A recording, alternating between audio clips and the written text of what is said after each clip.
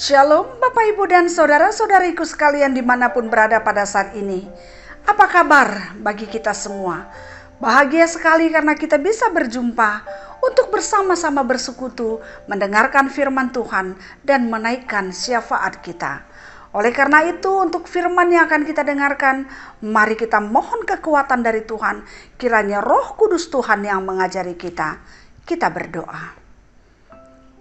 Kiranya Roh Kudus Tuhan yang mengajari kami ketika kami merindukan firman-Mu, supaya kami boleh mendengarkannya, kami boleh mengerti, dan melalui firman ini kami akan semakin dikuatkan untuk menjalani kehidupan kami seturut kehendak Tuhan.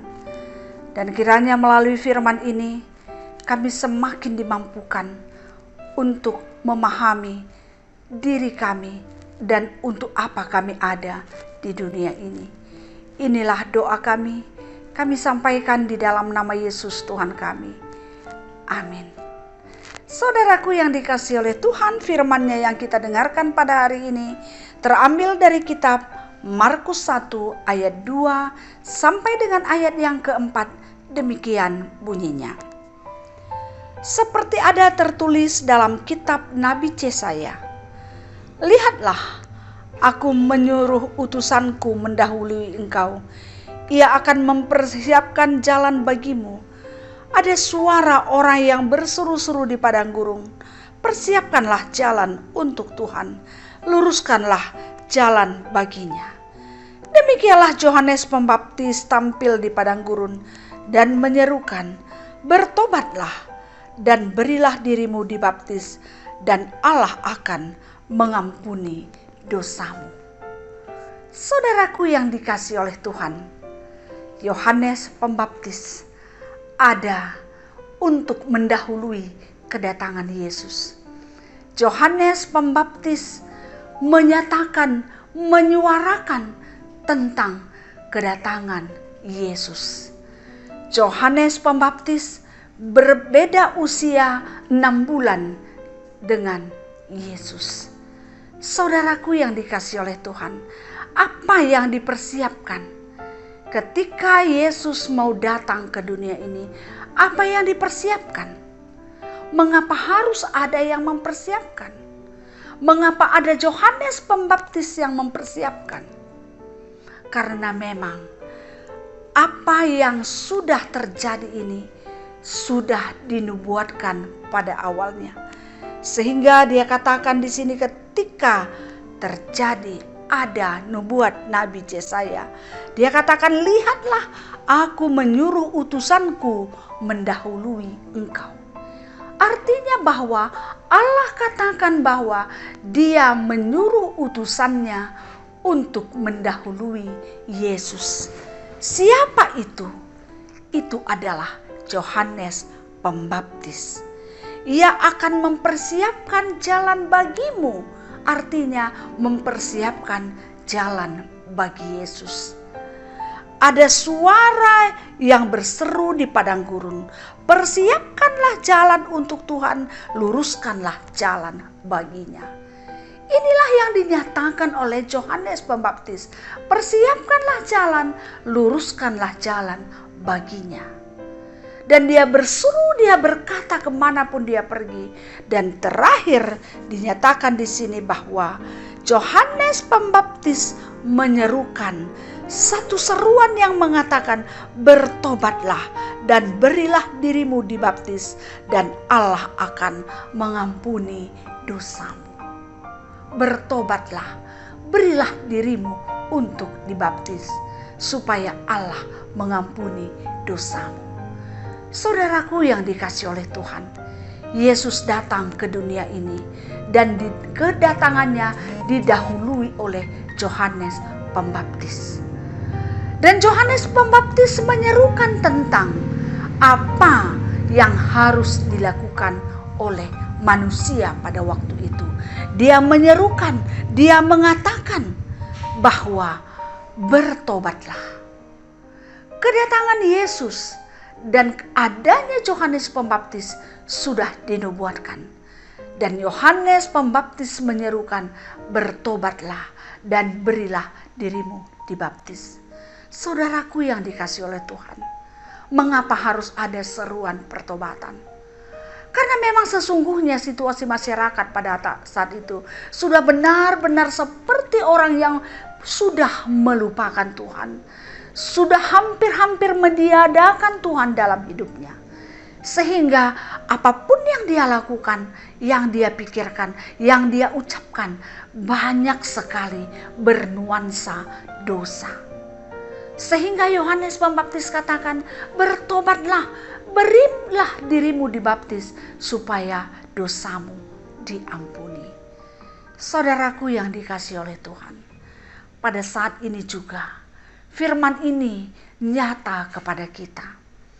Yang pertama, bahwa setiap kedatangan Yesus harus diawali dengan pemberitaan, menyerukan. Jikalau kita ingin sesuatu terjadi, di mana di saat itu ada Yesus, kehadiran Yesus, tentu kita harus menyatakannya. Tentu harus kita buka jalan. Kita harus menyuarakan suara kebenaran, suara yang membuat orang lain sudah dekat dengan Tuhan, menerima Tuhan, menerima Yesus sebagai Tuhan dan Juru Selamatnya. Dia harus bertobat dan dia menerima Tuhan menjadi Tuhannya. Saudaraku yang dikasihi oleh Tuhan, mempersiapkan jalan bagi Tuhan itu adalah hal yang sangat baik. Mempersiapkan jalan, mungkin pada saat ini lingkungan kita juga, atau mungkin diri kita, atau mungkin keluarga kita sangat sulit hatinya menerima Yesus. Sangat sulit bagi dia untuk menerima Yesus dengan sungguh-sungguh, atau mungkin kita juga demikian adanya. Namun apa yang harus kita lakukan? Dimanapun itu, kepada siapapun itu, terhadap siapapun itu, yang penting bagi kita adalah persiapkanlah jalan baginya. Persiapkanlah jalan baginya sehingga dia bisa masuk ke dalam hidup kita, di dalam hati kita. Kita persiapkan dengan jalan apa? Satu sisi kita akan memberitakan. Kita memberitakan kepada orang banyak tentang kabar baik. Dari sisi lain, orang juga bisa memberitakan kabar itu kepada kita dan kita menerimanya. Dan mungkin apa yang terjadi dalam diri kita masing-masing, masih ada yang perlu kita ubah. Masih harus ada pertobatan. Pertobatan dalam hidup kita, dalam hidup orang lain. Jadi artinya bahwa jikalau ada dosa dan dibutuhkan pertobatan, bagaimana kita membawa diri kita melihat, mengoreksi, menyadari bahwa dalam hidup kita masih banyak sekali dosa dan kita perlu bertobat. Kita perlu bertobat. Maka apa yang dia katakan, dosa kita akan diampuni. Tuhan mengampuni kita sehingga kita dilayakkan untuk menjadi anaknya. Ketika Tuhan mengatakan kepada kita, engkaulah anakku, maka pada saat itu hidup kita sungguh-sungguh menjadi miliknya. Walaupun sekarang mungkin kita merasakan bahwa banyak dosa yang terjadi dalam hidup kita. Tapi ketika kita mau katakan bahwa kita bertobat, maka Tuhan akan menerima kita apa adanya. Dan Tuhan akan menguatkan kita untuk mengikut kehendaknya, melakukan kehendaknya. Oleh karena itu saudaraku yang dikasihi oleh Tuhan, marilah kita tempatkan diri kita pada satu sisi. Kita adalah seperti Yohanes Pembaptis. Kita berseru tentang Tuhan dimanapun kita berada. Kita saksikan, kita nyatakan tentang kehendak Tuhan. Dan di sisi lain mungkin saja dalam diri kita juga membutuhkan pertobatan. Kita juga mempunyai banyak kesalahan dan dosa. Kita harus berubah, kita harus bertobat. Sehingga Tuhan sungguh-sungguh menjadi milik kita dan kita menjadi anaknya. Sehingga Tuhan ada sungguh berkuasa dalam hidup kita dan kita akan mengikuti kehendaknya dalam hidup kita. Demikianlah firman ini disampaikan kepada kita. Kiranya semua kita boleh menjadi orang-orang yang bisa menjadi alatnya untuk memberitakan kabar baik, kabar sukacita. Amin. Kita berdoa. Terima kasih ya Tuhan, kami bersyukur untuk firman yang sudah kami dengarkan. Kami bersyukur untuk firman yang menyatakan kepada kami bagaimana kami juga bisa dari satu sisi kami Tuhan ajak untuk boleh berseru, menyerukan tentang kabar baik, menyerukan tentang berita keselamatan, sehingga banyak orang yang akan menerima Tuhan. Namun di sisi lain mungkin kami juga harus mengoreksi diri kami, melihat diri kami.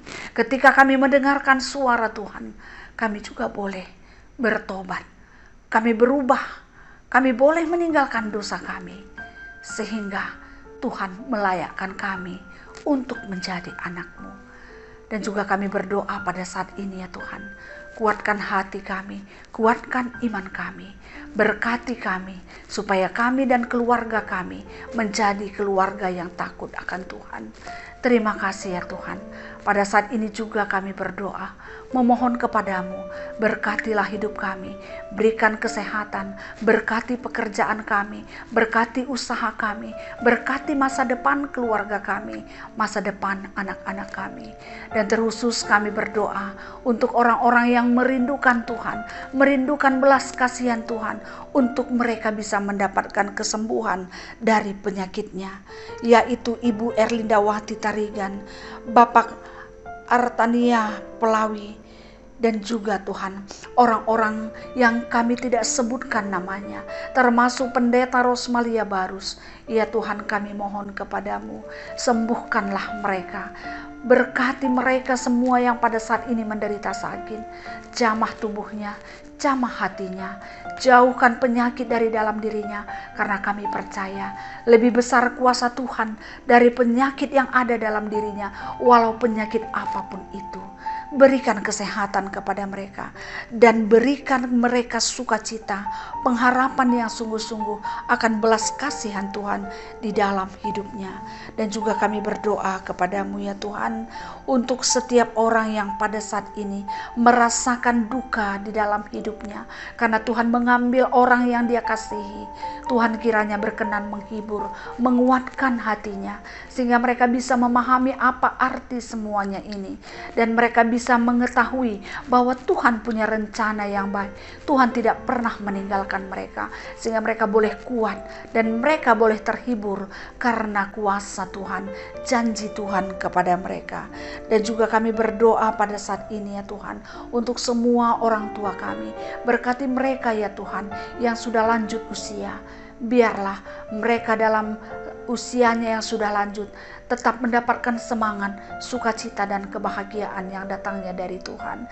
Mereka terus merasakan bahwa Tuhan mengasihi mereka. Dan pada saat ini kami juga berdoa untuk daerah-daerah yang kena bencana, untuk keluarga-keluarga yang kena musibah. Tuhan, berkati mereka semuanya, cukupkan kebutuhannya, jangan tinggalkan mereka, dan ajar mereka untuk selalu merasakan bagaimana Tuhan menyertai mereka, sehingga sekalipun terjadi bencana dalam hidupnya, dia tetap merasakan bahwa Tuhan mengasihinya, sehingga mereka kuat untuk meneruskan kehidupan yang Tuhan berikan.